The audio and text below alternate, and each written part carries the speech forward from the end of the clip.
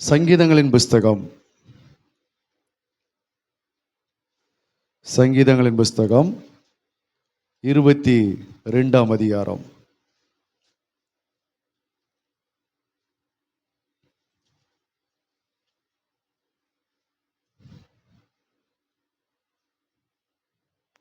சங்கீதம் 22:23வது வசனத்தை வாசிக்கலாம். கர்த்தருக்கு பயப்படுகிறவர்களே, கர்த்தருக்கு பயப்படுகிறவர்களே அவரை துதியுங்கள், அவரை துதியுங்கள். யாக்கோபின் சந்ததியாரே, யாக்கோபின் சந்ததியாரே, நீங்கள் எல்லாரும் அவரை கனம் பண்ணுங்கள், அவரை கனம் பண்ணுங்கள். இஸ்ரவேலின் வம்சத்தாரே, நீங்கள் எல்லாரும் அவர் பேரில் பயபக்தியாயிருங்கள், அவர் பேரில் பயபக்தியாயிருங்கள். அல்லேலூயா. ஆண்டவருடைய வேதம் சொல்கிறது, தாவீதின் சங்கீதத்திலே தாவீது இவ்விதமாய் சொல்லுகிறார், கர்த்தருக்கு பயப்படுகிறவர்களே அவரை துதியுங்கள். நம்ம கர்த்தருக்கு பயப்படுகிறது உண்டானால் கர்த்தர் என்ன செய்யணும்? துதிக்கணும். அல்லேலூயா. எல்லாரையும் துதிக்க சொன்னா துதிக்க மாட்டாங்க. ஆனால் கர்த்தருக்கு பயப்படுகிறவர்களை பார்த்து அவர் சொல்லுகிறார், கர்த்தருக்கு பயப்படுகிறவர்களே அவரை என்ன செய்யுங்க? துதியுங்கள். அப்போ நாம் கர்த்தருக்கு பயப்படுகிறோம் என்று சொன்னால் அதனுடைய அடையாளம் என்ன?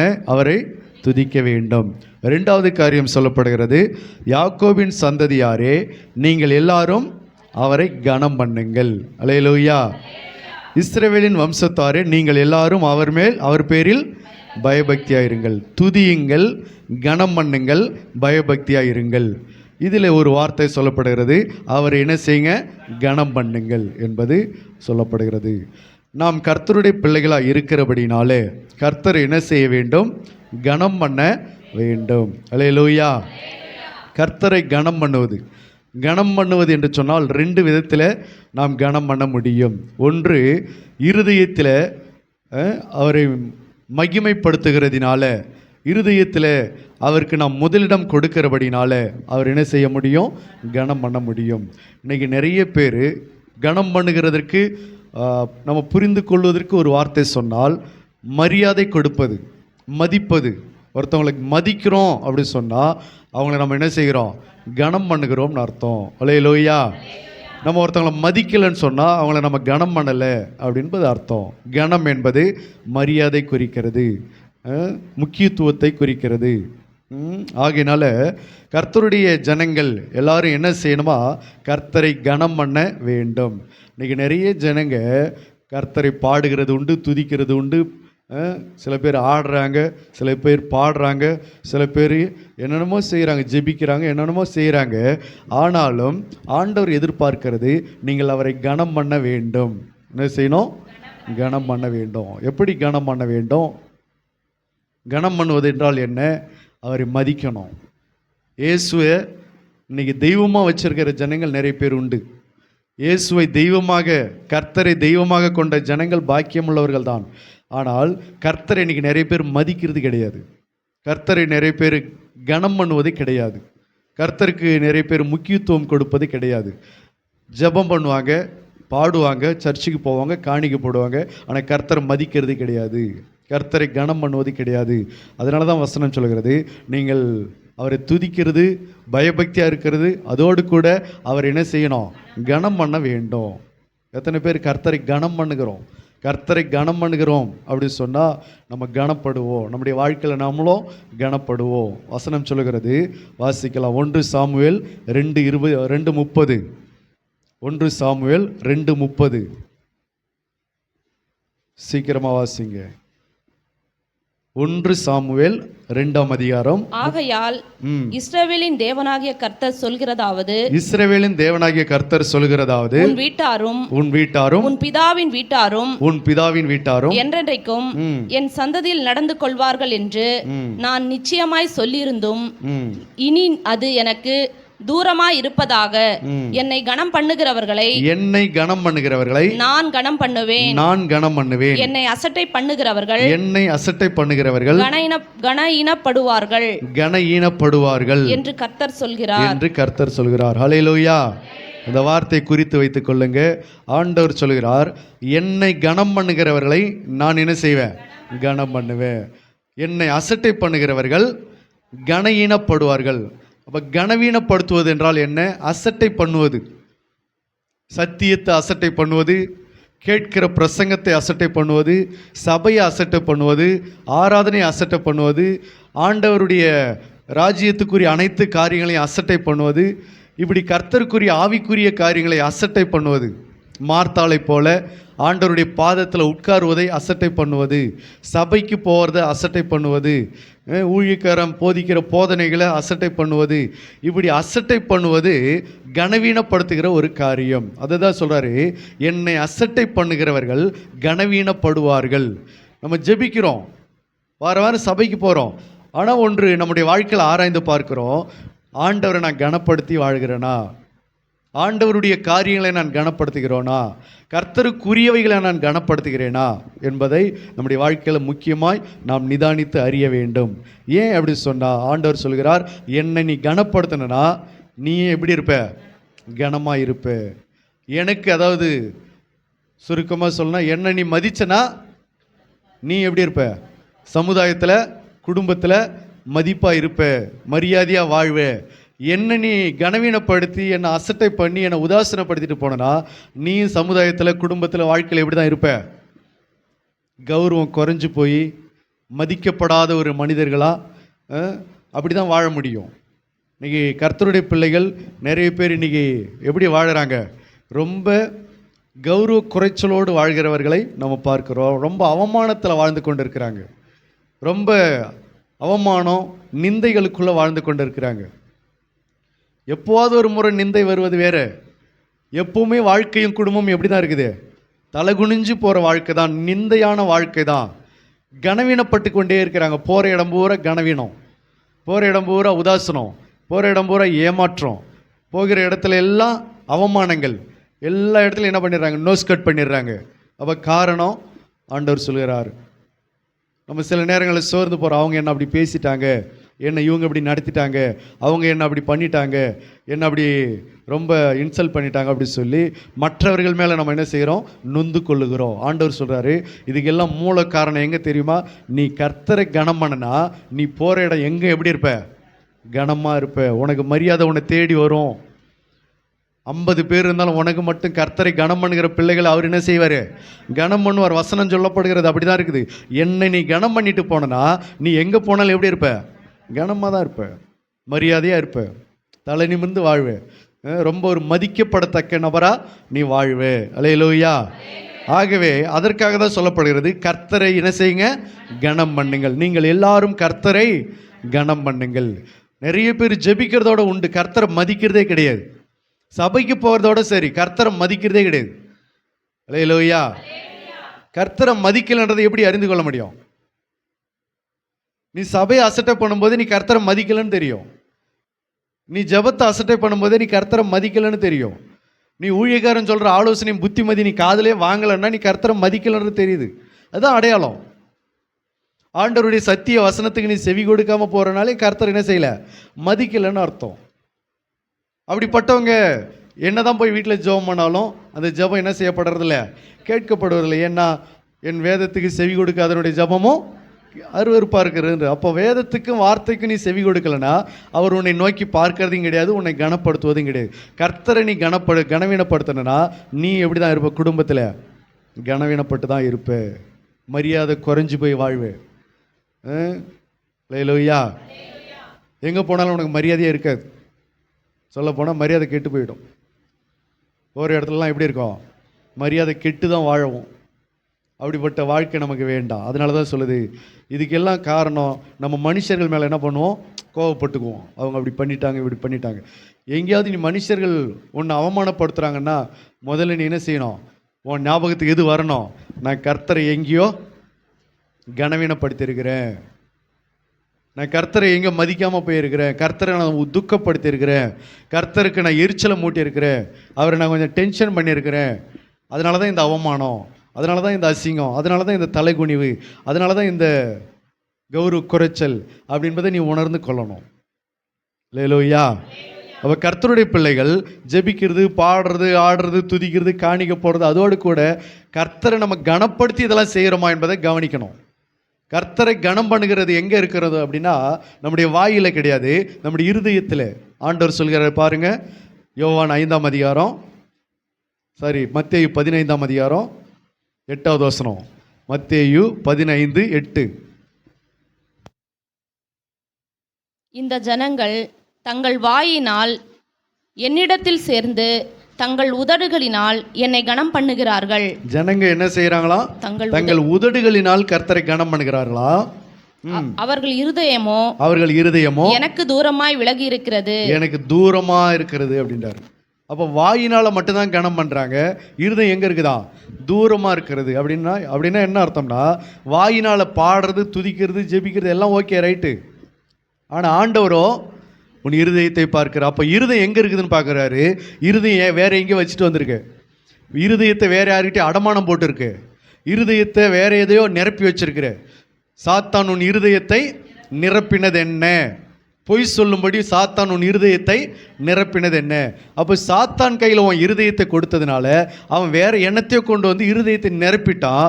அந்த இருதயம் கர்த்தருக்கு தூரமாக இருக்கிறது. வாய் மட்டும் என்ன பண்ணுது? துதிக்குது. வாய் மட்டும் பாடுது, வாய் மட்டும் ஜெபிக்குது, ஸ்தோத்திரம் சொல்லுது. அதை தான் ஆண்டவர் சொல்கிறாரு. அவர்கள், இந்த ஜனங்கள் தங்கள் வாயினால் மட்டும்தான் என்னை கனம் பண்ணுறாங்க, அவர்கள் இருதயமோ என்னை விட்டு என்ன பண்ணிருக்குது? தூரமாக இருக்குது. வாயினால் உண்மையாக பேசுகிற மாதிரி இருக்கிறாங்க, நல்லா பாடுற மாதிரி, துதிக்கிற மாதிரி எல்லாம் செய்கிறாங்க. ஆனால் இருதயத்தில் பார்த்தா அதெல்லாம் இல்லைன்றாரு. அப்போ இருதயம் எப்படி இருக்குது? தூரமாக இருக்கிறது.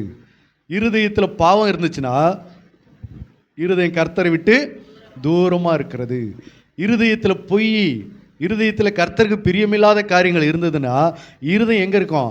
தூரமாக இருக்கும். நம்ம வேணா இங்கே சபையில் உட்காந்துட்டு இருப்போம், ஆண்டவருடைய பாதத்தில் உட்காந்துருப்போம், நம்முடைய இருதயமோ தூரமாக இருக்கு. அதான் சொல்கிறாரு, அவர்கள் வாயினால் என்னை கனம் பண்ணுகிறார்கள், அவர்கள் இருதயமோ அது தூரமாக இருக்கிறது என்று சொல்லுகிறார். ஹல்லேலூயா. ஆகவே இருதயத்தினால நான் என்ன செய்யணும்?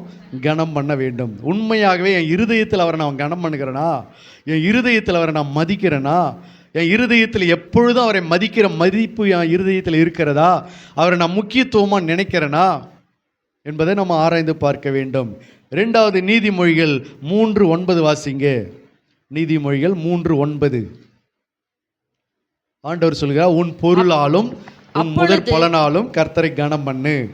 அப்பொழுது நீதியையும் நியாயத்தையும் நிதானத்தையும் சகல நல்வழிகளையும் அறிந்து கொள்ளுவாய். நீதிமொழிகள் 3:9. உன் பொருளாலும் உன் எல்லா விளைவின் முதற் பலனாலும் கர்த்தரை கனம் பண்ணு. ஹல்லேலூயா. அடுத்ததா சொல்றாரு, நான் கனம் பண்றேன்னு சொல்றோமே. அப்ப இங்கே வேதம் சொல்லுகிறது, உன் பொருளால நீ கனம் பண்ணு. உன் பொருளால் என்ன செய்ய? கனம் பண்ணு. எத்தனை பேர் பொருளால கனம் பண்ணுகிறோம்?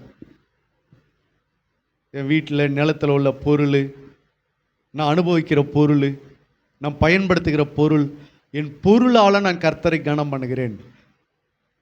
பொருளால் கனம் பண்ணுகிறதுனா என்ன அர்த்தம்னா, நம்ம அநேகம் பேர் என்ன நினச்சிட்டு இருக்கிறோம்னா, பொருளை கொண்டு வந்து காணிக்கை செலுத்துவது, பொருளை கொண்டு காய்கறியோ இல்லை தானியத்தையோ இல்லை வீட்டில் மற்ற காணிக்கை பொருட்களையோ கொண்டு வந்து காணிக்கை செலுத்துவதனால நம்ம கனம் பண்ணுகிறதா?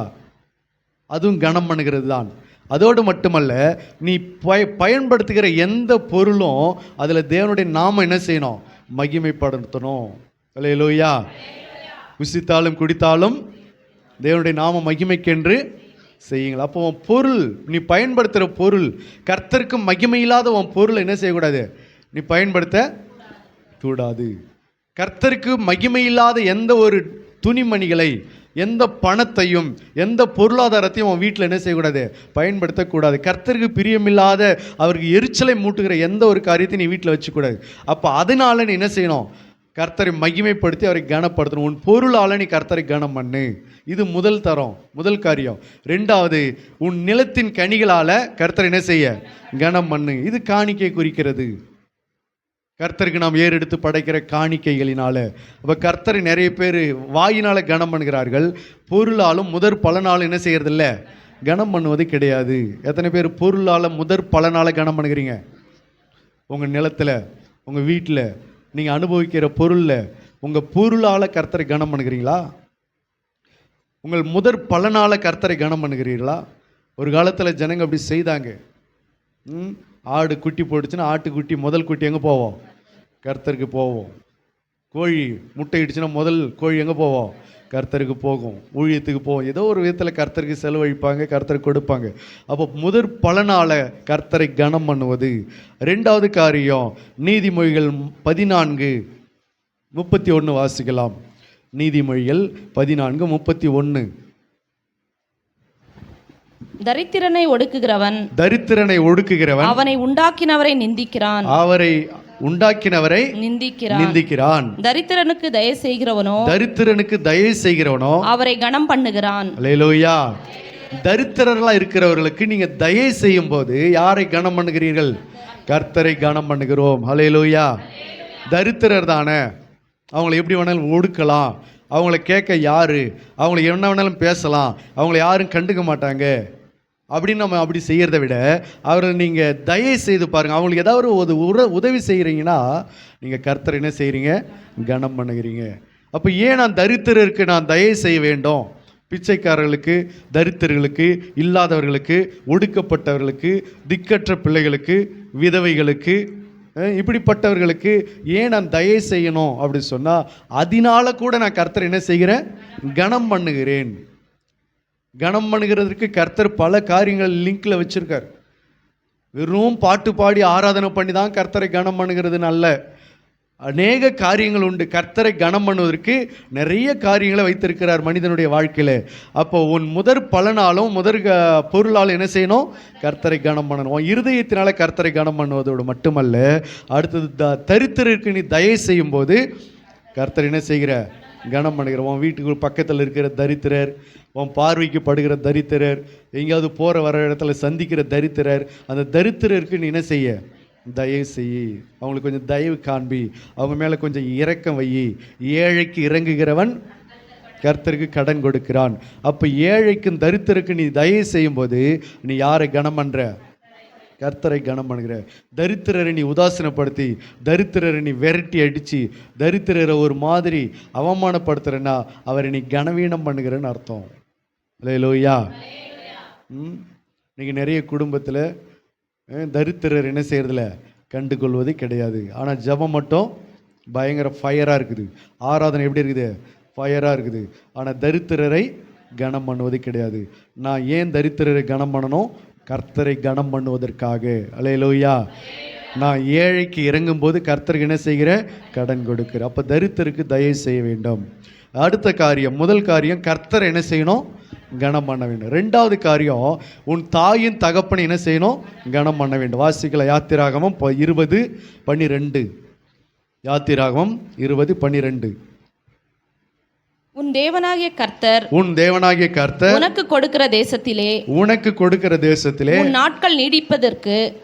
உன் நாட்கள் நீடித்திருப்பதற்கு உன் தகப்பனையும் உன் தாயையும் கனம் பண்ணுவாயாக. அல்லேலூயா. நாட்கள் நீடித்திருப்பதற்கு, உனக்கு கொடுக்கப்பட்ட உன் தேசத்திலே உன் நாட்கள் நீடித்திருப்பதற்கு உன் தாயின் தகப்பனை என்ன செய்ய? கனம் பண்ணு. அல்லேலூயா.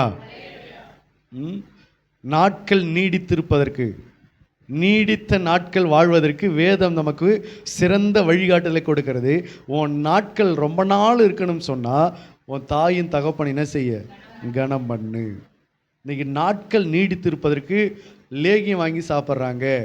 நாட்கள் நீடித்திருப்பதற்கு ரொம்ப நாள் வாழணும்னா தங்க பஸ்மம் இருக்குதாமே, தங்க பஸ்மம், அதை வாங்கி சாப்பிட்டா நாட்கள் என்னவா இருக்கும்? ரொம்ப லென்த்தாக போவோம். அல்லேலூயா. நாட்கள், அதாவது ஆயுசு நாட்கள் கூடணும்னா இந்த மாதிரி காய்கறி ஐட்டம் சாப்பிடணும், இந்த மாதிரி உணவு ஐட்டங்களை எடுத்துக்கொள்ளணும், இந்த மாதிரி எக்ஸசைஸ் பண்ணணும், அப்போ தான் நாட்கள் நீடித்திருக்கும் அப்படின்றார். சரி, ரைட், ஓகே. ஆனால் உன்னை பெற்றவன் தாயும் தகப்பனையும் அவர்களை கனவீனப்படுத்தி, அவர்களை ரொம்ப துக்கப்படுத்தி, அவர்களை துன்புறுத்தும் போது நீ என்னதான் சாப்பிட்டாலும் உன் நாட்கள் என்ன செய்யாது? நீடிக்காது. அல்லேலூயா. அப்போ நாட்கள் நீடித்திருப்பதற்கு தேவன் நமக்கு வைத்திருக்கிற மிகப்பெரிய ஒரு ஆசீர்வாதம் என்னது? உன் தாயும் தகப்பனையும். அதனால தான் பாஸ்டர் நான் எங்கள் அப்பா அம்மா மட்டும் கனப்படுத்துகிறேன், எங்கள் மாமியார் மாமனாரெல்லாம் என்ன செய்யல, அடித்து துரத்தி விட்டுறேன் பாஸ்டர். அப்பவும் உன் நாட்கள் நீடிக்காது. உங்கள் அப்பா அம்மாவை மட்டும் நீ கனப்படுத்திட்டு உன் மாமியாரும் மாமனாரையும் நீ துரத்திட்டனா உன் நாட்கள் என்ன பண்ணாது, நீடிக்காது. அல்லேலூயா. நம்மளே இவ்வளோ டெக்னிக்கலாக யோசிக்கும் போது கர்த்தர் எவ்வளோ ஞானம் உள்ளவர் யோசிச்சு பாருங்களேன். தாய் தகப்பன்னு சொல்லும்போது விழுந்து விழுந்து கவனிக்கிற பிள்ளைகள் நிறைய பேர் உண்டு. சொந்த தாய் தகப்பன் அப்படின்னா அப்படியே அவங்களுக்கு ஆட்டம் கொடுத்துரும். ஆனால் மாமியார் மாமனார்னும் போது கண்டுகொள்வது கிடையாது. அல்லேலூயா.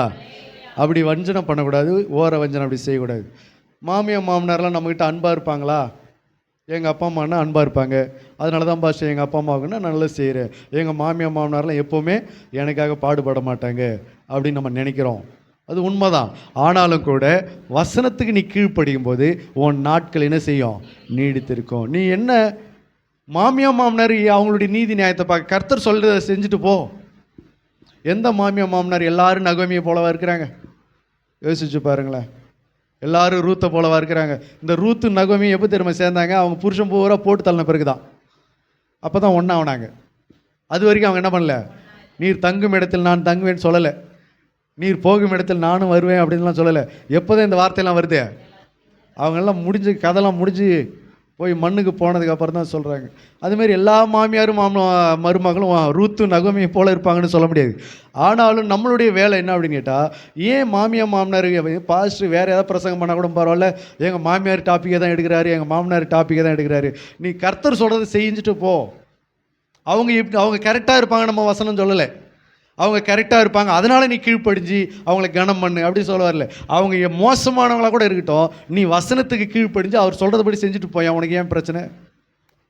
அல்லேலூயா, அல்லேலூயா. அதனால தான் சொல்லப்படுகிறது. அவர்களை பார்த்தோம்னு சொன்னால் நம்ம எந்த காலத்துலையும் நன்மையை என்ன பண்ண முடியாது, செய்யவே முடியாது. யாருக்கும் இந்த உலகத்தில் நன்மை செய்ய முடியாது. மனுஷர்களை பார்த்தோம்னு சொன்னால் யாருக்குமே நம்ம தயவு தாட்சணே பார்க்க முடியாது, காட்ட முடியாது. அப்போ மனுஷர்களுக்காக இல்லை, கர்த்தருக்காக இதை நம்ம செய்கிறோம். ஆண்டவர் சொல்கிறாரு, உன் சத்துருக்களை நேசின்றாரு. சத்துருக்காக நேசிக்கிறோம். சத்துரு நாளைக்கு நமக்கு ஹெல்ப் பண்ணுவாங்கன்றதுக்காக நேசிக்கிறோம் இல்லை, கர்த்தர் சொன்னதுனால தான் சத்துருவை நேசிக்கிறோம். மன்னிக்கணும்னு சொல்கிறாரு. அவங்க நமக்கு நல்லவங்க, அவங்க நம்மகிட்ட நல்ல விதமாக நடந்துக்கிட்டாங்கன்றதுக்காக மன்னிக்கிறோம் இல்லை, கர்த்தர் சொன்னார்ல அதனால் நம்ம மன்னிக்கிறோம், அவ்வளோதான். அவங்க எப்படி வேணாலும் எடுத்துக்கிட்டு போகட்டும், அதையே அவங்க வந்து தனக்கு சாதகமாக கூட எடுத்துக்கிட்டோம். நான் இறங்கி போய் அவங்கக்கிட்ட மன்னிப்பு கேட்டதுனால அவர்கள் என்னை ரொம்ப முட்டாள்னு கூட நினைக்கிட்டோம். அவங்க நான் இறங்கி வந்துட்டேன், இவனுக்கு வேறு வழியே இல்லைன்னு கூட நினைக்கிட்டோம். அது அவங்க எப்படி நினைக்கிறாங்கிறது எனக்கு வேலை இல்லை. நான் எதுக்காக இறங்கி போகிறேன், கர்த்தர் சொன்னார்ன்ற ஒரு காரணத்துக்காக தான் நான் இறங்கி போய் மன்னிப்பு கேட்டேன். நான் இறங்கி போய் தானாக பேசுகிறேன், நானாக போயிட்டு அவங்ககிட்ட சமாதானமாக இருக்கிறேன். அப்போ கர்த்தர் சொல்லுகிறார் என்பதற்காக நீ யாரை என்ன செய்ய, கனம் பண்ண கற்றுக்கொள். ஹல்லேலூயா. அப்போ உன் நாட்கள் நீடித்திருப்பதற்கு என்ன செய்யணும், உன் தகப்பனையும் தாயையும் கனம் பண்ணு. நாட்கள் மட்டுமல்ல, எபேசியர் 6:2 சொல்லப்படுகிறது, உனக்கு நன்மை உண்டாயிருப்பதற்கு உன் தாயின் தகப்பனையும் கனம் பண்ணுவாயாக என்று சொல்லப்படுகிறது. வாசிக்க வேண்டாம். உனக்கு நன்மை உண்டாயிருப்பது ஒன்று. இங்கே 20 யாத்திராமம் 20 என்னப்படுகிறது, 20:12 உன் நாட்கள் நீடித்திருப்பதற்கு என்று சொல்லப்படுகிறது. எபேசியர் 6:2 உனக்கு நன்மை உண்டாயிருப்பதற்கு நீ தகப்பனின் தாய் என்ன செய்ய, கனம் பண்ணு என்று சொல்லப்படுகிறது. அல்லேலூயா. அப்போ நன்மைக்காக நம்ம என்ன செய்யணும், கனம் பண்ண வேண்டும். யாரை? தாயின் தகப்பனை. ஊரில் இருக்கிற எல்லாரையும் கனம் பண்ணுவது, குடும்பத்தில் இருக்கிற தாய் தகப்பனை என்ன செய்யல, கனம் பண்ணுவது இல்லை அப்படி சொன்னால் நமக்கு நன்மை உண்டாகாது. ஆகையினால தேவன் நமக்கு நன்மை வருவதற்கு நிறைய வழிமுறைகளை வைத்திருக்கிறார். அதெல்லாம் எந்தெந்த காரியத்தினால நன்மைகளை நமக்கு ஆண்டவர் கட்டளையிட்டு இருக்கிறார் என்பதை நம்ம இன்னொரு நாளைக்கு செய்தியில் பார்க்கலாம். ஆகவே நாட்கள் நீடித்திருப்பதற்கு நன்மை உண்டாதிருப்பதற்கு தகப்பனையும் தாய் என்ன செய்யணும், கனம் பண்ணு. ஹல்லேலூயா. அது மட்டுமல்ல, முதிர் வயது உள்ளவர்களை, குடும்பத்தில் இருக்கிற முதிர் வயது உள்ளவர்களை, முதிர் வயதுள்ள தாய், முதிர் வயதுள்ள தகப்பன், முதிர் வயதுள்ள சில மனிதர்கள் குடும்பத்தில் இருப்பாங்க, அவர்களை என்ன செய்ய, கனம் பண்ணு. வாசிக்கலாம். லேவியராகமம் 19:32.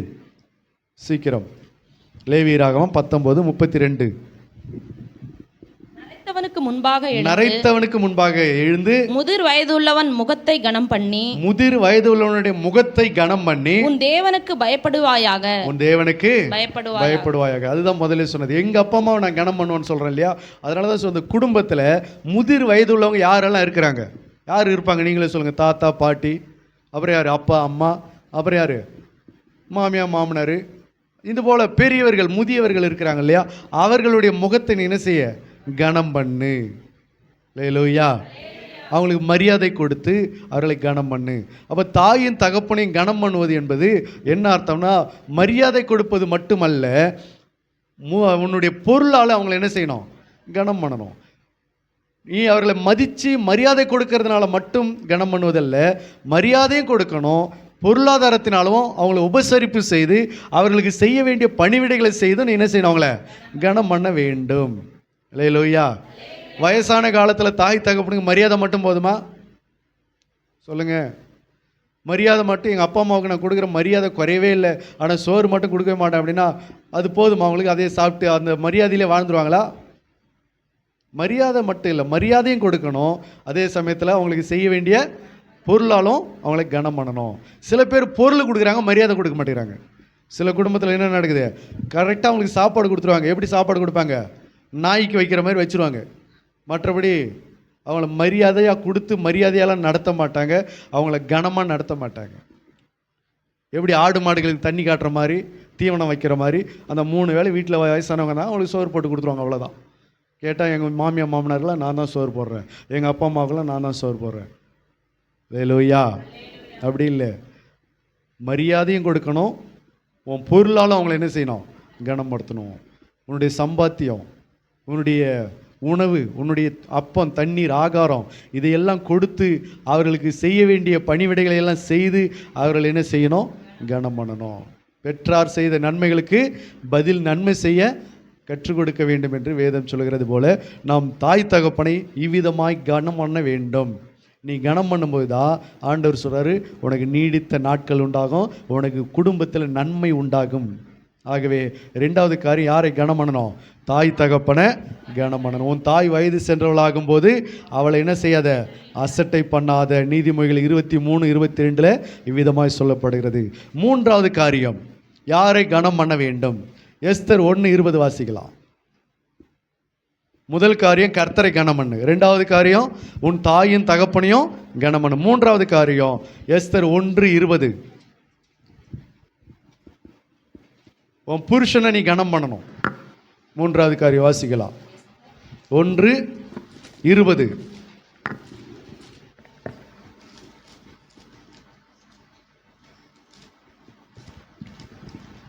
இன்னுமா எஸ்தர் கிடைக்கல? ராஜா தீர்த்த காரியம் யோபுக்கு முன்னாடி எஸ்தர் அட்டவணையை போய் பார்த்து தேடுறீங்கன்னா எந்த அளவுக்கு பைபிள் படிக்கிறீங்க பாரு, வாசிங்கம்மா. எஸ்தர் 1:20 இப்படி ராஜா தீர்த்த காரியம் தீர்த்த காரியம் நமது விஸ்தீரமான ராஜ்யமெங்கும் கேட்கப்படும் பொழுது பெரியோர் முதல் சிறியோர் மட்டுமுள்ள எல்லா ஸ்திரீகளும் தங்கள் புருஷரை கனம் பண்ணுவார்கள். தங்கள் புருஷர் என்ன பண்ணுவாங்க, கனம் பண்ணுவார்கள் என்றான். அல்லேலூயா. அகாஸ்வரு ராஜ்யபாரத்தில் ஒரு சட்ட திருத்தம் கொண்டு வந்தாங்க. என்ன சட்ட திருத்தம் கொண்டு வந்தாங்கன்னா, இந்த சட்ட திருத்தத்தை நீங்கள் இப்படி அமலுக்கு கொண்டு வந்தீங்கன்னா என்ன நடக்கும்னா, தேசத்தில் இருக்கிற எல்லா மனைவிகளும் தங்கள் புருஷனை என்ன பண்ணுவாங்க, கனம் பண்ணுவாங்க. ராஜாவுடைய குடும்பத்தில் ஒரு பிரச்சனை ஆயிடுச்சு. வஸ்தி வரமாட்டேன் என்று சொன்னதுனால ஒரு பிரச்சனை உண்டாகிறதுனால அப்போ ஒரு சட்ட திருத்தம் கொண்டு வராங்க. நீங்கள் இப்படி செய்வதனால தேசத்தில் உள்ள எல்லா பெண்களும் தங்கள் புருஷனை என்ன பண்ணுவாங்க, கனம் பண்ணுவாங்க. அப்போ அந்த சட்ட திருத்தத்தினுடைய நோக்கமே எதுக்காக தான், புருஷனை கனம் பண்ணுவதற்காக. 127 நாடுகளில் இந்த சட்டங்களை கொண்டு வரணும், அமலுக்கு கொண்டு வரணும் என்று சொல்லி அங்கே ராஜாவுடைய குடும்பத்தில் முதல்ல ஆரம்பிக்கிறாங்க. ஃபஸ்ட்டு எங்கே தொடங்குறாங்க, ராஜா குடும்பத்தில் ஆரம்பிக்கிறாங்க. வஸ்தியை தள்ளிட்டு எஸ்தரை ஏற்படுத்துகிறாங்க. அல்லேலூயா. அப்படி செய்வதனால என்ன நடக்கிறதுனா, தேசத்தில் உள்ள எல்லா மனைவிகளும் தங்கள் புருஷரை என்ன பண்ணுவாங்க, கனம் பண்ணுவார்கள். அல்லேலூயா. அப்போ 3வது யாரை கனம் பண்ணணும், யார் கனம் பண்ணணும், ஒரு மனைவியானவர்கள் தங்கள் புருஷனை என்ன செய்யணும், கனம் பண்ணணும். எத்தனை மனைவி தங்கள் புருஷனை வாடா போடா அவனை இவனை அப்படி இப்படி எத்தனை மனைவிகள் கேட்குறாங்க? உங்கள் மனசாட்சி தொட்டு சொல்லுங்கள். உங்கள் புருஷனை இது வரைக்கும் என் புருஷனை நான் வாடா போடான்னு சொன்னதே இல்லை பாஸ்டர். ரட்சிக்கப்படுறதுக்கு முன்னாடி சொன்னோம் பாஸ்டர், ரட்சிக்கப்பட்டதுக்கு அப்புறம் ஞானஸ்தானம் எடுத்து ஆண்டவருக்குள்ளே வந்ததுக்கு அப்புறம் என் புருஷனை இது வரைக்கும் நான் மறைமுகமாக கூட அவன் இவனு நான் சொன்னதே இல்லை. கை தூக்க வேண்டாம், மானம் போயிடும். அல்லேலூயா. யோசிச்சு பாருங்க, புருஷனை கனம் பண்ணாத குடும்பம் எப்படி இருக்குன்னு யோசிச்சு பாருங்க. இது கர்த்தருடைய கட்டளை. கர்த்தர் நமக்கு வேதத்தில் காண்பித்த சாராள் தன் புருஷனாகிய ஆபிரகாமை எப்படி கனம் பண்ணினாங்க? என் ஆண்டவனே. நீங்கள் ஆண்டவனேலாம் சொல்ல தேவையில்லை. உங்கள் வீட்டுக்காரரை என்ன சொல்ல வேண்டாம், ஆண்டவனே அப்படிலாம் சொல்ல தேவையில்லை. அவங்களுக்கு கொடுக்க வேண்டிய மரியாதையை கொடுத்தா போதும். அல்லேலூயா. இன்னமும் சில பேர் தன் வீட்டுக்காரரை மரியாதையாக கூப்பிட்றதே கிடையாது. ஆனால் ஜெபம் மட்டும் எப்படி இருக்குது? ஜெபமும் முக்காடும் 3ஆம் ஆன வரைக்கும் போகுது. ஆனால் வீட்டுக்காரர் பயன்படுத்தி பேசுகிற விதம் எப்படி இருக்குது? அது இது, அவனை இவனை, அங்கே போனவனை இங்கே வந்தவனை, இங்கே வாடா அங்கே போடா, செத்து போடா. அல்லேலூயா. புருஷனை கனம் பண்ண தெரியலன்னு சொன்னால் உன் குடும்பம் எப்படி இருக்கும்? உன் பிள்ளைகள் நாளைக்கு அப்படி தான் போய் வாழ்வாங்க. உங்களுக்கு பொம்பளை பிள்ளை இருந்துச்சிங்கன்னா நாளைக்கு பெண் பிள்ளை கல்யாணம் பண்ணி கொடுக்குற இடத்துல அந்த பிள்ளையும் எப்படி தான், அந்த வாழ்க்கை எப்படி தான் அமையும்? அங்கேயும் அமையும். அப்படியே இதே ஆவி அங்கேயும் போய் அப்படி அமையும். ஏன் அப்படின்னா, இங்கே சின்ன வயசில் அது கேட்டு கேட்டு என்ன பண்ணுது? ஒன்று கண்ணால் பார்த்து பழகுது, காதால் கேட்டு பழகுது, இன்னொன்று அந்த ஆவி இவர்களை அடிமைப்படுத்துது. 3 விதத்தில் அந்த பிள்ளைகள் பாதிக்கப்படுகிறாங்க. ஒரு தாய் தன் தகப்பனை அவர்களை அந்த நடத்துகிற அந்த விதத்தை அவங்க பார்க்குறாங்க. அந்த மாதிரி யார் நடத்துவாங்கன்னா, ஏசபேல் தான் ஆகாபை நடத்தும். ஏசபேல் ஆகாபை என்ன பண்ணுறதில்ல, மரியாதையாக நடத்தாது. உக்காரியா, எல்லாம் தெரியும், எதுக்கே அழுவுற, உக்காரியா, நான் போய் இன்றைக்கி நாபாலுடைய தோட்டத்தை வாங்கிட்டு வரேன், நான் பார்த்துக்கிறியா, நீ பாட்டில் வாய முடியும், சும்மா மூலையில் உக்காரியா. தன் புருஷனை ரொம்ப ரொம்ப ஒரு மாதிரி நடத்துறது. அல்லேலூயா. நிறைய மனைவி புருஷனை நான் நடந்து போகும்போது பார்த்துருக்கிறேன். சில மனைவி, சில புருஷன் முன்னாடி போவார், அவங்க பின்னாடி மனைவி போவாங்க. கட்டை பையோ ஒரு கையோ பையோ ஏதோ ஒன்று தூக்கிட்டு அவர் பின்னாடி இவங்க போவாங்க, அவர் முன்ன வேக வேகமாக நடந்து போவார். சில குடும்பத்தில் பார்த்தீங்கன்னா மனைவி இப்படி வானத்தை பார்த்து நடந்து போயிட்டே இருக்கும், புருஷன் அவங்க பின்னாடியே போவார். மேய்ப்ப முன்னாடி போகிற மாதிரியும் ஆடு பின்னாடி போகிற மாதிரியும் அப்படியே பின்னாடியே போவார். அல்லேலூயா. அப்படின்னா என்ன அர்த்தம்? அந்த வீட்டை அந்த அம்மா தான் நடத்துதுன்னு அர்த்தம். அந்த குடும்பத்தில் அவங்க ராஜ்யம்தான். அல்லேலூயா.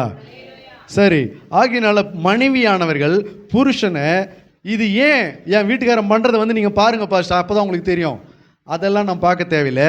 கர்த்தருடைய வார்த்தைக்கு என்ன செய்யணும்? நீங்கள் கீழ்ப்படி. இது கர்த்தர் சொன்ன காரியம். கர்த்தர் நமக்கு வேதத்தில் ஆவியானவர் எழுதி வைத்திருக்கிற சத்தியங்கள். புருஷனை என்ன செய்ய? கனம் பண்ணு. புருஷனுக்கு கீழ்ப்படிந்து உங்களை நீங்கள் என்ன செய்யுங்க? அலங்கரித்துக் கொள்ளுங்க என்று சாராளுடைய வாழ்க்கையை, ஆபிரகாம் சாராளுடைய வாழ்க்கையை கர்த்தர் நமக்கு எழுதி வைத்திருக்கிறார். அதுதான் சொல்லப்படுகிறது, உன் நடக்கையினாலவே உன் புருஷனை என்ன செய்ய முடியும்? ஆதாயப்படுத்தி கொள்ள முடியும். என் வீட்டுக்காரன் திருந்தணும் சொல்லி ஜெபிக்கிற மனைவி வீட்டுக்காரனை ஒரு நாளும் மதித்தது கிடையாது. வீட்டுக்காரன் ஒரு நாளும் மரியாதையாக கூப்பிட்டது கிடையாது. நீ மாமான்லாம் கூப்பிட தேவை, வாங்க போங்கனாவது என்ன செய்யலாம்? கூப்பிடலாம். அது மட்டுமல்ல, 3வது மனுஷர்கள் எங்கேயாவது கல்யாணம், காது குத்தி, எழுவு, சாவு எங்கேயாவது போகிற இடத்துல தான் வீட்டுக்காரன் என்ன செய்யுது? ரொம்ப அவலட்சணமாக நடத்துறது. சுத்தமாக 3வது மனுஷர்கள் முன்னாடி மரியாதையாக பேசுறது கிடையாது. கணவன் மனைவி பிரச்சனை 1000 பிரச்சனை வீட்டில் ரைட்டு ஓகே, ஆனால் வெளியிலையும் போயிட்டு மரியாதை மற்ற மனுஷர்களுக்கு முன்பாக மரியாதை குறைவாக புருஷனை நடத்துவது. எத்தனை குடும்பத்தில் நான் போயிருக்கிறேன், எத்தனை குடும்பத்தில் ஏன் முன்னாடி அப்படி நடந்திருக்குது. அதை கேட்கவே எனக்கு விருப்பமே இருக்காது. தன்னுடைய சொந்த புருஷனை வாடா போடா, அவனா இவனா, இவன்லாம் அப்படி தான், இவனெல்லாம் அப்படி தான் பேசணும், நீங்கள் சும்மா இருங்க பாஸ்டர், இவன்லாம் அப்படி தான், ஏங்கிட்டே எனக்கு கஷ்டமாக இருக்குது, என்னடா இது அப்படின்னு சொல்லி. ஆகியனால தன் புருஷனை கனமாய் எண்ணிக்கொள்ள வேண்டும். அல்லேலூயா. மனைவியானவள் தன் புருஷனை எப்படி செய்யணும்? கனம் பண்ண வேண்டும். மனைவியானவளுக்கு புருஷன் என்னவா இருக்கிறான்? தலையாக இருக்கிறான். அப்போ தலையை மீறி வாள் என்ன செய்யக்கூடாது? ஆடக்கூடாது. தலைக்கு மேலே வாள் எகிரி உட்காரக்கூடாது. அதனால தான் சொல்லப்படுது, புருஷன் மேலே என்ன செய்யாத? அதிகாரம் செலுத்தக்கூடாது அப்படின்னு சொல்லி. உன் புருஷனுக்கு நீ கீழ்ப்படிந்து, உன் புருஷனுக்கு கிறிஸ்துவுக்கு நீ கீழ்ப்படுகிறது போல உன் சொந்த புருஷனுக்கு என்ன செய்யணும்? நீ கீழ்ப்படிய வேண்டும். அப்படி கீழ்ப்படிந்து நீ ஜெபம் பண்ணி உன் புருஷனை நீ கனம் பண்ணனா உன் குடும்ப ஆசீர்வாதம் என்ன செய்யப்படும்? குடும்பம் கட்டப்படும். அதுதான் வசனம் சொல்லப்படுகிறது. புத்தி உள்ள ஸ்திரீ தன் வீட்டை என்ன செய்கிறா? கட்டுகிறாள். குடும்பம் கட்டுறது ஏதோ ஒன்றுத்துல மட்டும் இல்லை. கர்த்தர் ஒரு குடும்பத்தை கட்டுவதற்கு பல காரியத்தை வச்சிருக்கிறாரு. அதில் ஏதோ ஒன்றை பிடுங்கினாலும் என்ன செய்யும்? குடும்பம் இடிஞ்சு போகும். ஆகினால இது எல்லாம் புத்தியுள்ள ஸ்திரியால் மட்டும்தான் கட்ட முடியும். இது எல்லாம் கேட்டு கேட்டு வீடு ஞானத்தினாலே கட்டப்படும் அப்படின்னு வேதம் சொல்லுகிறது. அப்போ வீடு ஞானத்தினாலே கட்டப்படும்னா ஞானம் எங்கேருந்து வரும்? கர்த்தருக்கு பயப்படுதலே ஞானத்தின் ஆரம்பம். அப்போ வீடு ஞானத்தினால கட்டப்படும். அந்த ஞானம் கர்த்தருக்கு பயப்படுகிறதுனால வரும். அந்த ஸ்திரியானவள் கர்த்தருக்கு பயந்து அவருடைய வசனத்துக்கு கீழ்ப்படியும் போது தன் வீட்டை, புத்தியுள்ள ஸ்திரியா இருந்து தன் வீட்டை என்ன செய்கிறாள்? கட்டுகிறாள். புத்தி இல்லாத ஸ்திரியோ ஞானமும் இருக்காது, புத்தியும் இருக்காது, கர்த்தருக்கு பயப்படுகிற பயமும் இருக்காது. தன் வீட்டை அது என்ன செஞ்சிடும்? இடிச்சு போட்டுடும். அல்லேலூயா. அதனால் இன்றைக்கி ஒரு தீர்மானம் எடுங்க. எங்கள் வீட்டுக்காரர் என்ன அநியாயம் பண்ணாலும் அவரை நான் இனிமேல் என்ன செய்ய மாட்டேன்? மரியாதை குறைவாக பேச மாட்டேன், நடத்த மாட்டேன். அல்லேலூயா. எத்தனை பேர் செய்வீங்க? அதனால புருஷனை என்ன செய்யுங்க? கனப்படுத்துங்க. நீங்கள் அது கர்த்தருக்காக செய்கிறீங்க. அதை உங்கள் வீட்டுக்காரர் கரெக்டாக இருப்பாருன்னு நான் சொல்ல வரல. உங்கள் வீட்டுக்காரர் உங்களுக்கு ஏற்றபடி நடந்துக்குவாருன்னு சொல்ல வரல.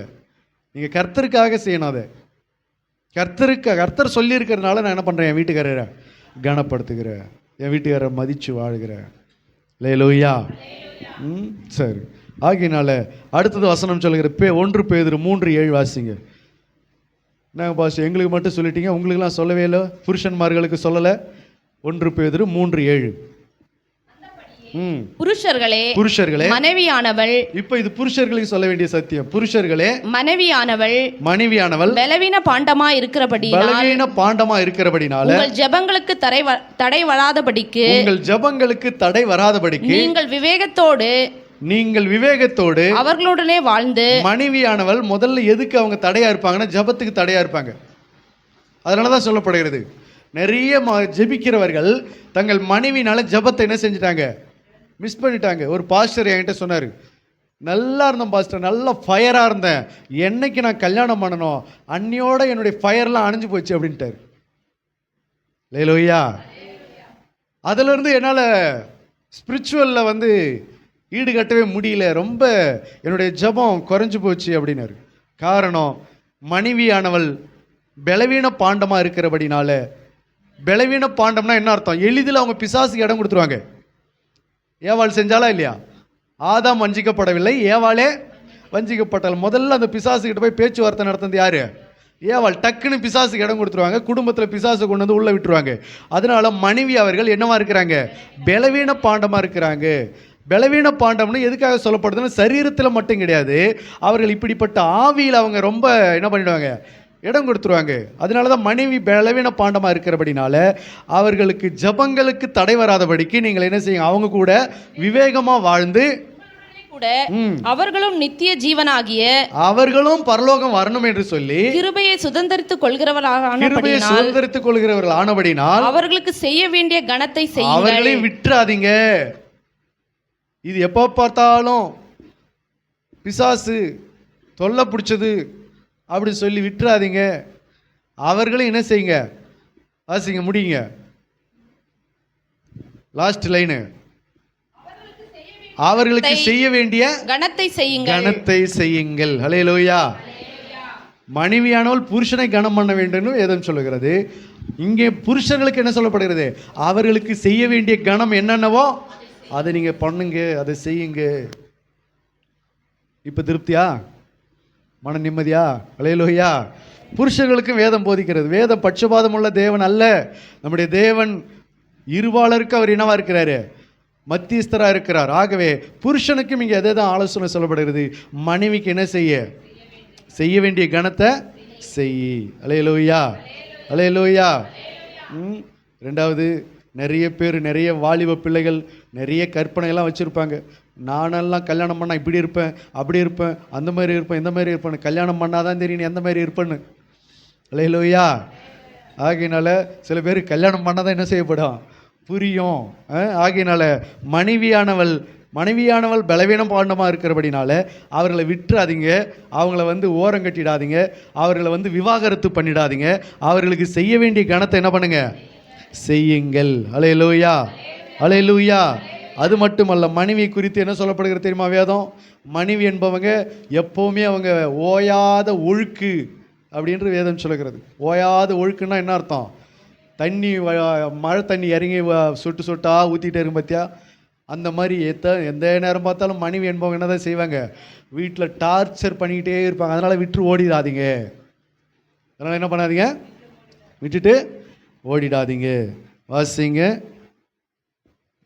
நீதிமொழிகள் 19:13. நீதிமொழிகள் 19:13. மூடனாகிய மகன் தன் தகப்பனுக்கு மிகுந்த துக்கம். துக்கம். மனைவியின் சண்டைகள் ஓயாத ஒழுக்கு. மனைவியின் சண்டை. வெளியில எவ்வளவு வேணாலும் சண்டை போட்டு வந்துடலாம், உம்மாலே நான் ஒரு சேனைக்குள்ள கூட பாய்ந்து வந்துடலாம். ஆனா மனைவியின் சண்டை இருக்குது பாரு. அல்லேலூயா. ஓயாத ஒழுக்கு. அதாவது ஒழுக்குன்னா என்ன அர்த்தம்னா, அந்த தண்ணி ஒழுகிக்கிட்டே இருக்குது பார்த்தியா மழை காலத்தில், அந்த மாதிரி ஓயாமல் தண்ணி எப்படி ஒழுகிக்கிட்டே இருக்குதோ அது மாதிரி மனைவியினுடைய சண்டை என்ன பண்ணாது, முடிவுக்கே வராதுன்னு வேதம் சொல்லுது. அல்லேலூயா. எந்த விதத்தில் வருது, எந்த ரூபத்தில் வருது, எந்த காரணத்தினால வருது, எதுக்காக வருது, ஏன் அந்த அம்மா சண்டை போடுது, எதுக்கு அந்த அம்மா பேசாமல் இருக்குது, எதுக்காக அந்த அம்மா இப்படி என்ன பண்ணுதுன்னு ஒன்றும் கண்டே பிடிக்க முடியாது. எத்தனை வருஷம் குடும்பம் பண்ணாலும் வசனம் சொல்லுது, மனைவியின் சண்டை ஓயாத ஒழுக்கு. அல்லேலூயா. ஒரு புருஷனை சரி பண்ணுகிற முதல் நபர் யாருன்னு கேட்டால் ஒரு மனைவி தான். யோபு குடும்பத்தில் கூட மனைவி என்னவா இல்லை, அவனுக்கு சப்போர்ட்டா இல்லை. அல்லேலூயா. எத்தனையோ பரிசுத்தவான்களுடைய மனைவிகள், அவர்களோடு கூட வாழ்ந்த விதங்கள், அவர்கள் எழுதி வைத்த காரியங்கள், அவருடைய பேரெல்லாம் நம்ம சொல்லக்கூடாது. அப்படியெல்லாம் இன்றைக்கு பரிசுத்தவர்கள் வாழ்ந்து இந்த உலகத்தை விட்டு அவர்கள் இந்த உலகத்தை ஜெயித்து கடந்து போனார்கள். ஆகையினால கர்த்தருடைய பிள்ளைகள் இந்த வசனத்துக்கு ஏற்றபடி நானும் அப்படிதான் பாஸ்டர் இருப்பேன் அப்படிலாம் என்ன பண்ணக்கூடாது, சொல்லக்கூடாது. முடிஞ்ச அளவுக்கு வசனம் இப்படியும் சொல்லப்படுகிறது. வாசிங்க நீதிமொழிகள் 12:4. குணசாலியான ஸ்திரீ தன் புருஷனுக்கு கிரீடமாயிருக்கிறாள். முடிஞ்ச அளவுக்கு உங்க புருஷர்களுக்கு நீங்க என்ன பாருங்க, கிரீடமா இருக்க பாருங்க. உங்க புருஷர்களுக்கு நீங்க என்ன பாருங்க, தொல்லை பண்ணுறவங்களா இருக்காதீங்க, டார்ச்சர் பண்ணுறவங்களா இருக்காதீங்க, உங்கள் புருஷர்களுக்கு மனமடி வாக்குகிறவர்களாக இருக்காதீங்க, உங்கள் புருஷர்களுக்கு வேதனைப்படுத்துகிறவர்களாக இருக்காதீங்க. உங்கள் புருஷர்களுக்கு நீங்கள் என்ன வாருங்க, கிரீடமாக இருங்கள். யாரால் இருக்க முடியும்? குணசாலியான ஸ்திரீ. எத்தனை பேர் குணசாலியான ஸ்திரீ? உங்களை கேட்டால் தெரியாது, வீட்டுக்காரரை கூப்பிட்டு கேட்டால் தான் தெரியும். உங்கள் வீட்டு அம்மா எப்படிப்பட்டவங்க அப்படின்னு கேட்டால் குணசாலியான ஸ்திரீ அப்படின்னு சொல்லுவாங்க. அல்லேலூயா. ஆகினால மனைவி சண்டைக்காரியாகவும் இருக்க முடியும், புருஷனுக்கு கிரீடமாகவும் குணசாலியான ஸ்திரியாகவும் இருக்க முடியும். நம்ம எப்படி இருக்க போகிறோன்றதை நாம் தான் முடியும். ஆக மொத்தம் மனைவியோ புருஷனோ 2 பேரும் எப்படி இருக்கணும், ஒருத்தருக்கு ஒருத்தர் என்ன செய்யணும், கனம் பண்ணி கொள்ள வேண்டும். அல்லேலூயா. புருஷன் மனைவி அவமானப்படுத்தக்கூடாது. என்ன மாதிரி காரியமாக இருந்தாலும், எந்த மாதிரி பிரச்சனையாக இருந்தாலும் புருஷன் மனைவி என்ன செய்யக்கூடாது, அவமானப்படுத்தக்கூடாது. அதே போல் மனைவியானவர்களும் புருஷன் என்ன செய்யக்கூடாது, அவமானப்படுத்தக்கூடாது. அதான் சொல்கிறது. 3வது மனுஷன் கிட்ட போய், சொந்தக்காரங்க கிட்ட போய் அசிங்கமாக பேசுறது, அவர்களை ரொம்ப ஒரு மாதிரி நடத்துறலாம் கூடாது. உங்கள் வீட்டுக்காரர் நல்லா இருக்கிறாரா, அவன் கிடக்கிறான், அவன் நல்லா இருந்தான் என்ன, நாசமாக போனான் என்ன, எங்கம்மா போகிறார் உங்கள் வீட்டுக்காரர், அவன் நேரம் எங்கே செத்து கிடக்கிறானோ, எங்கே நேரம் அவனை மன தள்ளி வச்சுருக்காங்களோ, அப்படியெல்லாம் புருஷர்களை ரொம்ப என்ன பண்ணக்கூடாது, விட்டு கொடுத்து பேசக்கூடாது. நீங்கள் விட்டு கொடுத்து பேசுகிறீங்கன்னா நீங்கள் கர்த்தரை கனம் பண்ணலைன்னு அர்த்தம். அல்லேலூயா. யாரை கனம் பண்ணலை? கர்த்தரை கனம் பண்ணவில்லை. ஆகியனால கர்த்தரை நீங்கள் கனம் பண்ணுகிறது உண்டானால் உங்கள் சொந்த புருஷர்களுக்கு என்ன செய்யுங்க, கனம் பண்ணுங்க. யோசேப்பு தன் மனைவி என்ன செய்யலை, அவமானப்படுத்தவில்லை என்று வேதம் சொல்கிறது. அவமானப்படுத்தலை. அவள் கர்ப்பவதியானதை அறிந்து அவன் நீதிமானா இருந்தது நிமித்தம் தன் மனைவி என்ன செய்யலை, அவமானப்படுத்தவில்லை. ஆகவே வசனம் சொல்கிறது, விவாகம் யாவருக்குள்ளும் கனமுள்ளதாயும் இருக்கிறது என்று வேதம் சொல்கிற. வாசிங்க எபிரேயர் 13:4. சீக்கிரம் எபிரேயர் 13:4. கனமுள்ளதாயும் கல்யாண வாழ்க்கை என்பது எல்லாருக்குள்ளும் எப்படி இருக்குது? கனமுள்ளதா இருக்குது. அப்போ ஒருத்தருக்கு ஒருத்தர் என்ன செய்யணுமா? கனத்தோடு வாழணும், கனப்படுத்தி வாழணும், கனப்படுத்தி குடும்பத்தை நடத்தணும். கனமுள்ளது, அது ரொம்ப கௌரவமானது. கல்யாண வாழ்க்கை என்பது இன்னைக்கு நிறைய பேர் என்ன நினைக்கிறாங்கன்னா, லவ் மேரேஜ் பண்ணுறது தான் பெஸ்ட்டுன்னு நினைக்கிறாங்க. அல்லேலூயா. லவ் மேரேஜ் ஏதாவது பண்ணிட்டு போகிறாங்க, அவங்க பண்ணிட்டோம், நமக்கு வேண்டாம். விவாகம் கர்த்தருடைய ஆசீர்வாதத்தினால இந்த காரியம் கர்த்தரால் வந்தது என்று சொல்லி அப்படிப்பட்ட ஒரு கல்யாணத்தை பண்ணும்போது அந்த கல்யாண வாழ்க்கை எப்படிப்பட்டது? கனமுள்ளது. அதை நீங்கள் கனப்படுத்தணும். குடும்ப வாழ்க்கை கனப்படுத்தி வாழணும். உங்கள் குடும்பத்தை நீயே கனப்படுத்தலைன்னா உன் குடும்பத்தை வேறு யார் கனப்படுத்துவா? உன் குடும்பத்தை நீயே மதிக்கலைன்னா உன் குடும்பத்தை வேறு யார் மதிப்பா? கர்த்தர் உனக்கு ஒரு குடும்பத்தை கொடுத்தாருன்னா அந்த குடும்பத்தை நீ மதிக்கணும். குடும்பத்துக்கு நாமக்காரனர் யாரு? நம்முடைய கர்த்தராக இயேசு கிறிஸ்து. குடும்பம் அவரால் உருவாக்கப்பட்டது. அப்போ அவரால் உருவாக்கப்பட்ட குடும்பத்துக்கு நீ மதிக்கணும், நீ கனப்படுத்தணும். அல்லேலூயா. உன் குடும்பத்தை நீயே மதிக்கிறதில்ல, நீயே அதை உதாசீனப்படுத்துறன்னா அந்த குடும்பம் நல்லா இருக்காது, அது ஆசீர்வாதமாக இருக்காது. ஆகவே உன்னுடைய குடும்பத்தை நீ மதிக்கலைன்னா வேறு யாரும் அந்த குடும்பத்தை என்ன செய்ய போகிறதில்ல? மதிக்க போகிறதில்ல. உலகத்தில் எதையோ மதிக்கிற, யாரையோ மதிக்கிற, உன் சொந்த குடும்பத்தை நீ என்ன செய்யணும்? மதிக்கணும். அந்த குடும்பத்தை நாசம் பண்ணிடக்கூடாது, அந்த குடும்பத்தை இடிச்சு போட்டுறக்கூடாது. அல்லேலூயா. விவாகம் யாவருக்குள்ளும் கனமுள்ளதாக இருக்கிறது. அல்லேலூயா. இப்போ முதல் காரியம் யாரை கனம் பண்ணணும்? கர்த்தரை கனம் பண்ணணும். ரெண்டாவது யாரை கனம் பண்ணணும்? தாய் தகப்பனை கனம் பண்ணணும். மூன்றாவது யாரை கனம் பண்ணணும்? கணவன் மனைவியையும் மனைவி புருஷனையும் என்ன செய்யணும்? கனம் பண்ண வேண்டும். நான்காவது 1 தீமோத்தேயு 5:3 வாசிக்கலாம். 1 தீமோத்தேயு 5:3. இது சபைக்கு சொல்லப்பட்ட ஒரு காரியங்கள். உத்தம விதவைகளை கனம் பண்ணு. 1 தீமோத்தேயு 5:3. உத்தம விதவைகளாகிய விதவையை கனம் பண்ணு. விதவைகளை என்ன செய்ய? கனம் பண்ணு. அல்லேலூயா. ஏன் உத்தம விதவைகளை கனம் பண்ணணும் அப்படி சொல்றாருன்னா, அவர் சொல்றாரு, அதுக்கு காரணத்தை சொல்றாரு பாருங்க. 5வது வசனம் படிங்க. உத்தம விதவையா இருந்து தனிமையா இருக்கிறவள் தேவனிடத்தில் நம்பிக்கை உள்ளவர்களாய் இரவும் பகலும் வேண்டுதல்களிலும் ஜெபங்களிலும் நிலைத்திருப்பாள். அல்லேலூயா. இவர்களுக்கு தான் சொல்லப்படுகிறது உத்தம விதவைகளை என்ன செய்ய? கனம் பண்ணி, ஜெபம் பண்ணி, ஆராதனை செய்து, உபவாசம் பண்ணி, கர்த்தருடைய பாதத்தில் விழுந்து கிடக்கிற உத்தம விதவைகளை கனம் பண்ணு. அவர்களை விதவை கூட்டத்தில் சேர்த்து கொள்ளு. அவர்களுக்கு செய்ய வேண்டிய கனத்தை நீ செய்ய வேண்டும் என்று வேதம் சொல்லுகிறது. அல்லேலூயா. அப்போ உத்தம விதவைகளை என்ன செய்யணும்? கனம் பண்ணணும். அதே சமயத்தில் உத்தம விதவைகளை தான் கனம் பண்ணணும், உத்தமமாக இல்லாதவங்களை நான் கனம் பண்ணக்கூடாதா அப்படி சொல்லக்கூடாது. சில பேர் கனவேனத்தில் உத்தமமாக வாழறதுக்கு தவறி இருப்பாங்க சமுதாயத்தில். அவர்களை பார்த்து நம்ம என்ன செய்யக்கூடாது? அவங்கள வேண்டாத வார்த்தைகளை சொல்லி அவர்களை உதாசீனப்படுத்தக்கூடாது, அவங்கள ஒரு மாதிரி பேசக்கூடாது. அதில் ரொம்ப ஜாக்கிரதையாக இருக்கணும். சரி, அடுத்தது யாரை கனம் பண்ண வேண்டும்? 1 தீமோத்தேயு 5:17. 1 தீமோத்தேயு நன்றாய் விசாரணை செய்கிற மூப்பர்களை விசேஷமாக திருவசனத்திலும் உபதேசத்திலும் பிரயாசப்படுகிறவர்களை இரட்டிப்பான கணத்திற்கு பாத்திரராக எண்ண வேண்டும். இரட்டிப்பான கணத்திற்கு பாத்திரராக என்ன செய்ய?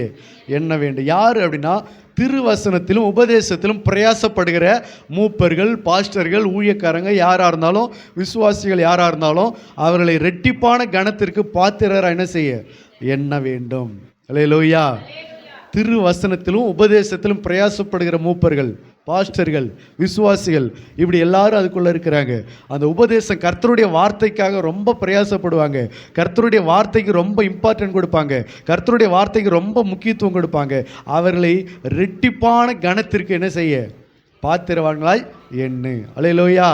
அது மட்டுமல்ல, கனம் பண்ணுகிறதிலே ஒருவருக்கு ஒருவர் முந்தி கொள்ளுங்கள் என்று வேதம் சொல்கிறது. அப்போ கனம் பண்ணுகிறதுல என்ன செய்யணும்? முந்தி கொள்ளணும். அவங்க செய்யட்டும், இவங்க செய்யட்டும், அவங்க பண்ணட்டும், இவங்க பண்ணட்டும் அப்படி சொல்லி இல்லாமல் நாம் முதல்ல என்ன செய்யணும்?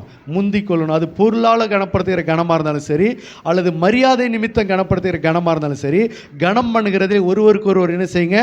முந்திக் கொள்ளுங்க. எவனை கனம் பண்ண வேண்டியதோ அவர்களை கனம் பண்ணுங்க. ராஜாவை கனம் பண்ணுங்கள், தேச தலைவர்களை கனம் பண்ணுங்கள் என்று வேதம் நமக்கு கனம் பண்ணுகிறதை குறித்து வேதம் சொல்லுகிறது. ஆகவே இந்த கனம் பண்ணுகிறதில் நீங்கள் தவறிவிடாதபடிக்கு ரொம்ப ஜாக்கிரதையாக இருங்க. கர்த்தர் உங்களை ஆசீர்வதிப்பாராக. ஆமென்.